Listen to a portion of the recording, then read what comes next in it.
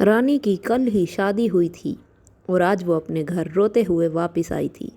रानी को इस हालत में घर में देखकर रानी के माँ पापा का दिल बैठा जा रहा था। रानी की माँ रानी को बार बार चुप करा रही थी और कह रही थी, चुप हो जा बेटी और बता तो सही क्या हुआ है।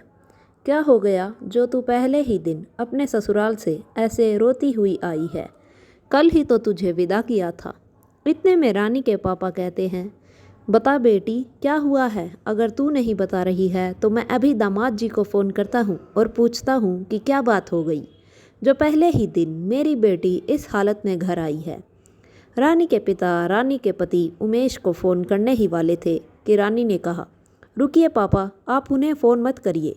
पापा मैं बताती हूँ आपको क्या हुआ है। रानी ने रोना बंद किया। रानी की माँ ने उसे पानी दिया। रानी ने एक घूंट पानी पिया और बोली, पापा मेरी ज़िंदगी बर्बाद हो गई। उस घर में मेरी शादी करने से पहले एक बार जान तो लेते कि वो लड़का कैसा है। रानी के पिता ने चिंता के स्वर में कहा, क्या हुआ बेटी, ऐसा क्या खराब है लड़का। मैंने तो देख परख कर ही शादी करवाई थी। रानी ने सुबकते हुए कहा, क्या देखा पापा आपने, उसकी अमीरी, चकाचौंध से भरी दुनिया या उसका अच्छा व्यवहार। पर एक चीज़ जो कोई नहीं देख पाया और ना ही महसूस कर पाया, वो था उसका किन्नर होना। क्या कह रही हो तुम यकीन से कह रही हो ना बेटी, कहीं तुम्हें कोई गलत फहमी तो नहीं हुई। रानी के पिता ने हैरानी के स्वर में पूछा। रानी ने कहा, नहीं पापा, मुझे गलत फहमी नहीं हुई है। वह पूर्णतया किन्नर है। मैं उस घर में नहीं जाऊंगी। वो आदमी मेरा पति नहीं हो सकता। उन लोगों ने हमें धोखा दिया है। हमें उन्हें सबक सिखाना होगा ताकि वो किसी और के साथ ऐसा करने की भी ना सोचे। रानी के पिता ने कहा, हाँ बेटी, हम उन्हें अच्छे से सबक सिखाएंगे ताकि वो किसी और को दुख ना दे सके।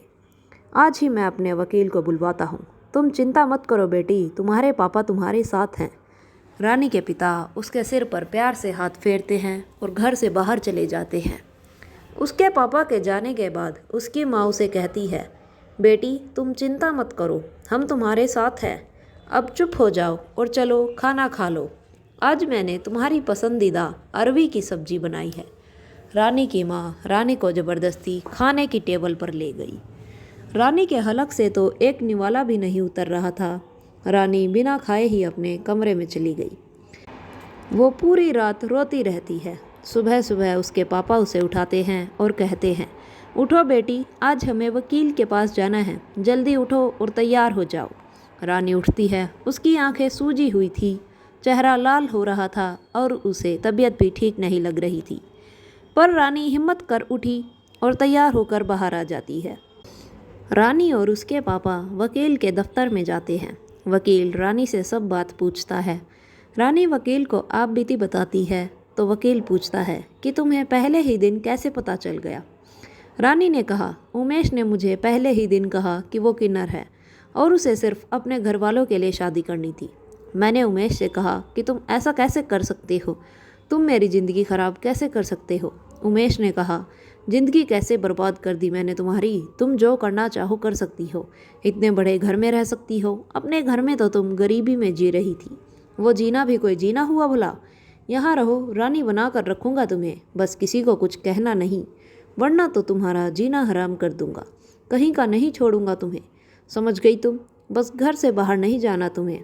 और ऐसा कहकर वो कमरे के दरवाजे पर ताला लगा कर चला गया। वो तो मेरी किस्मत अच्छी थी कि हमारे कमरे की खिड़की खुली रह गई और उमेश ने इस बात पर ध्यान नहीं दिया। मैं तो किसी तरह वहाँ से बचकर निकली। वकील ने पूरी बात सुनकर कहा, ठीक है मैडम, आप चिंता मत करिए। आप जैसा बता रही हैं उसके अनुसार तो ये केस मेरे बाएं हाथ का खेल है, हम आसानी से जीत जाएंगे। रानी के घर में केस की तैयारी होने लगती है। आस पड़ोस के लोग तरह तरह की बातें करते हैं पर रानी किसी पर ध्यान नहीं देती। अदालत की तारीख पर रानी और उमेश दोनों के वकील ने अपनी अपनी बातें सामने रखते हैं। कभी उमेश का पलड़ा भारी होता तो कभी रानी का। 1 साल तक ये केस अदालत में चलता है। उमेश और रानी दोनों की मानहानि होती है पर अंत में रानी केस जीत जाती है। उमेश की आधी जायदाद रानी के नाम करने का अदालत से आदेश दिया जाता है और उमेश को 6 महीने की सज़ा दी जाती है। रानी और उसका परिवार उमेश की जायदाद की वजह से अब गरीबी के दलदल से बाहर आ जाता है। रानी अपनी छोटी सी कॉफ़ी शॉप खोल लेती है। दिन भर वह दुकान में रहती थी। उसका समय अच्छे से बीत रहा था। घर के हालात भी सुधर गए थे। रानी अपने परिवार के साथ अपने जीवन में खुश थी। एक दिन रानी अपनी दुकान में बैठी थी। अचानक उसके पेट में दर्द होने लगा। पहले तो उसने सोचा कि थोड़ी देर में आराम हो जाएगा, पर आराम नहीं हुआ। तो उसने घर जाने का फैसला किया। वह दुकान को नौकर के हवाले छोड़कर घर आ गई और सीधा अपने कमरे में चली गई। वह अपने बिस्तर पर दवाई लेकर लेट गई। दवाई के नशे की वजह से उसकी आंख कब लग गई उसे पता ही नहीं चला। थोड़ी देर बाद जब वो उठी तो पेट दर्द जा चुका था। वह कमरे से निकलकर रसोई में जाने लगी तो उसे अपने पिता की आवाज़ सुनाई दी। उसके पिता किसी आदमी से बात कर रहे थे। फिर उन्होंने कुछ ऐसा कहा कि रानी के पैरों तले से ज़मीन खिसक गई। उसके पिता ने कहा, अरे भाई साहब, देख रहे हैं ना, ये दौलत, घर, दुकान सब मेरी वजह से है। अगर मैं अपनी अकल ना दौड़ाता तो कैसे उमेश की जायदाद हम हथिया पाते। अरे मुझे तो रानी की शादी से पहले ही पता चल गया था उसके बारे में। पहले तो मैं शादी तोड़ने वाला था, फिर मैंने सोचा क्यों ना अपना भी थोड़ा भला कर लिया जाए। बस फिर क्या था, मैंने जल्दी जल्दी शादी करा दी और अब देखिए मेरे ठाट बाट। मैं तो कहता हूँ आपकी भी एक बेटी है, ऐसे ही किसी लड़के से शादी करा दीजिए। ये बात छुपने वाली नहीं होती, सामने तो आती ही है। बस इसी बात का फ़ायदा आपको भी मिल जाएगा। आप तो मेरे प्यारे हैं इसलिए बता रहा हूँ।